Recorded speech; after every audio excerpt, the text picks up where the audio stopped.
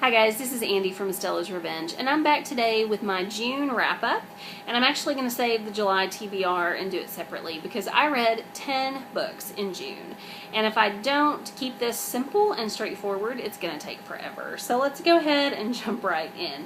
Half of these books were read on my e-reader, and half were actual physical books, and so here we go. One of the first books I read this month was Glaciers by Alexis M. Smith, and I did a complete review of it here on the channel, so I'll link that below. But if you are open to novellas and you love beautiful writing and you need a quick read, it's only about 80 pages on the e-reader, a little over 100 in physical copy, it is a great choice. I also read, sorry, it's a really small image, Confessions of a Sociopath, A Life Spent Hiding in Plain Sight by M.E. Thomas.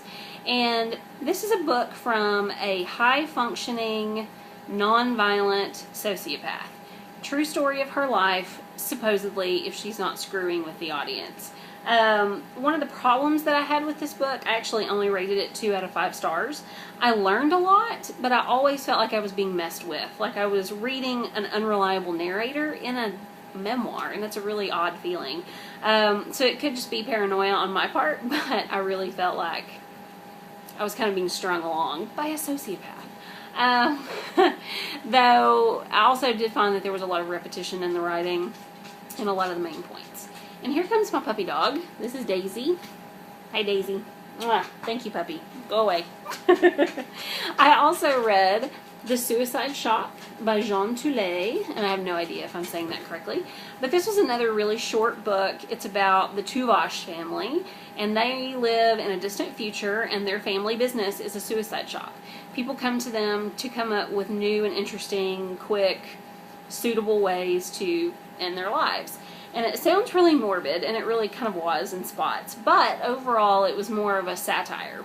Very tongue-in-cheek, very funny. Nice writing, beautiful translation, translated from the French, and I really enjoyed it. My favorite character's name was Alan. He was the youngest son of the family, and he was an eternal optimist.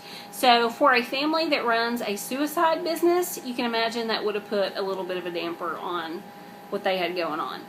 So yeah, really interesting story. I love the way that it played out, and I highly recommend it.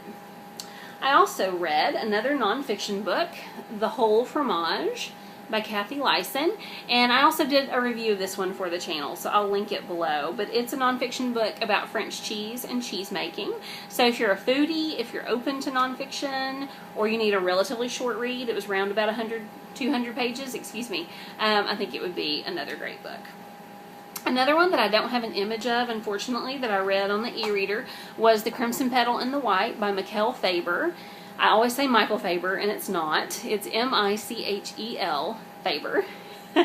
And The Crimson Petal and the White was a real commitment. It was an 800-plus page book, and it was about a prostitute named Sugar and her rise through kind of social rankings as she becomes the mistress of a perfume magnate, and her interactions with his wife and his brother, and there's a lot of religious questions, and there are a lot of moral questions.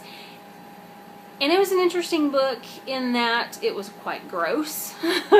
There were a lot of bodily fluids. There was a lot of sex. It was a little bit like Charles Dickens if he'd had a potty mouth and a contemporary sensibility that we can relate to now, and if he just said all unsayable things about the Victorian era. That is The Crimson Petal and the White, and it was incredibly interesting. So now we have the physical stack of books that I read in June. For the 30-day reading challenge, I have a galley copy of The Illusion of Separateness by Simon von Bowie, and this is a brilliant book. One of my 2 favorites of the month, I would say. And it is a collection of vignettes about a set of characters whose lives all sort of hinge in one way or another on World War II and their experiences. Now, they don't all of the vignettes don't take place during the World War II time period, but we're talking about the children and grandchildren of these 2 main characters, one that was an American soldier and one that was a German soldier. And they have a run-in incident in France that really sends some shockwaves through their families. Simon Von Buoy, I will definitely be doing a complete video review of this book. I've already written one up on my blog, so I'll link it below. He has the most beautiful writing that I've read in a very long time, and I often say that his writing strikes me as a little bit old world. The sentences are quite short, but they're so beautiful and they're so well thought that it just makes for an incredible, incredible reading experience. And I don't have the page marked now, but I included a passage in one of my recent blog posts that I'll share with you later. But if you decide to go ahead and read that post and you want a little sample of Simon Von Buoy's writing, take a look, because it is seriously amazing.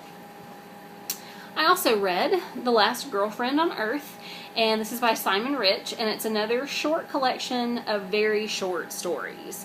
The stories in this book only range from about 3 to 5 pages, and they all deal with relationships in very funny, offbeat, clever ways.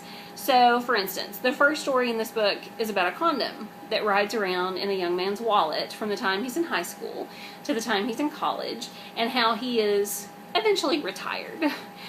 He's not an active duty condom, if you will. He's more of a reservist. And it's an oddly sweet story. So, yeah, I'm really amazed at what Simon Rich was able to do in this book, and I will definitely do a review. I also read Naked by David Sedaris, and if you're not familiar with David Sedaris, he is a humorist who writes essays about his life growing up. He had a really unorthodox family, so he writes about his years growing up, his college, kind of coming of age years as he came out of the closet as a gay man, and then later on his life with his partner Hugh. His writing is always really funny. This was not my favorite of his books. I tend to enjoy Me Talk Pretty One Day and Dress Your Family in Corduroy and Denim a little bit more. But certainly a worthwhile read, just not quite as funny as what I expected.